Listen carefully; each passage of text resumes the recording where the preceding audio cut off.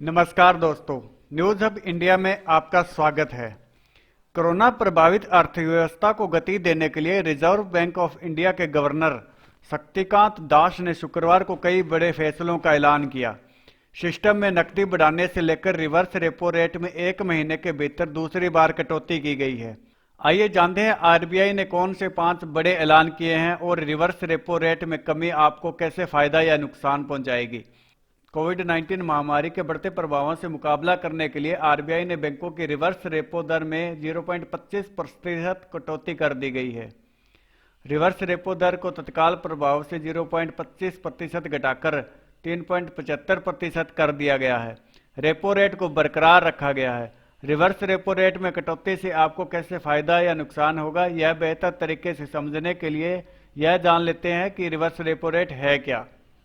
दिन भर के कामकाज के बाद बैंकों के पास जो रकम बच जाती है उसे भारतीय रिजर्व बैंक में रख देते हैं। इस रकम पर रिजर्व बैंक उन्हें ब्याज देता है।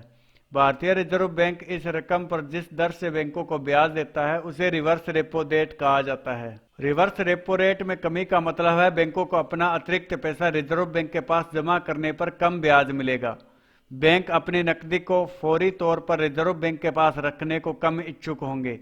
इससे उनके पास नकदी की उपलब्धता बढ़ेगी। बैंक अर्थव्यवस्था के उत्पादक क्षेत्रों को अधिक कर्ज देने को प्रोत्साहित होंगे।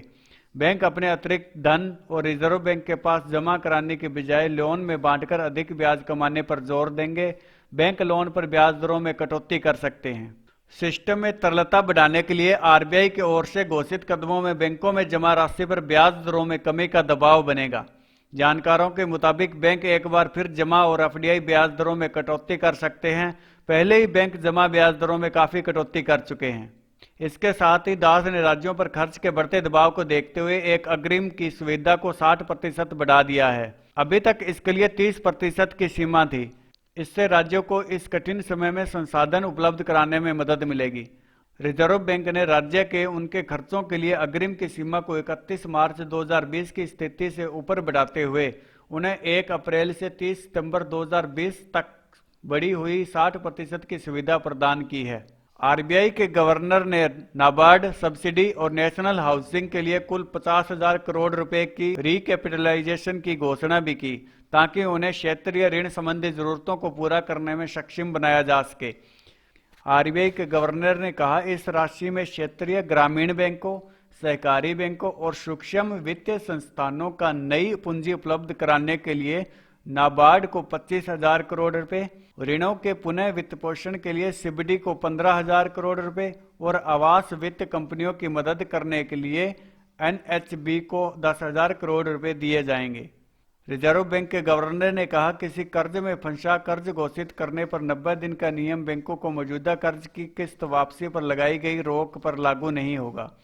उल्लेखनीय है कि कर्जदारों को बैंक के कर्ज की किस्त भुगतान पर 3 माह के लिए छूट दी गई है। इस छूट के चलते बैंकों के कर्ज को एनपीए घोषित नहीं किया जा सकेगा। उन्होंने कहा, कोविड-19 महामारी से पैदा हुए वित्तीय दबाव के हालात के मद्देनजर बैंकों को आगे किसी भी अन्य लाभांश भुगतान से छूट दी जाती है।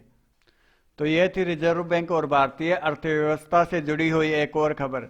ऐसे ही खबरों के लिए हमारे YouTube channel news hub India को सब्सक्राइब करें। अगर ये वीडियो आपको अच्छी लगी तो इसे लाइक करें और शेयर करें। धन्यवाद।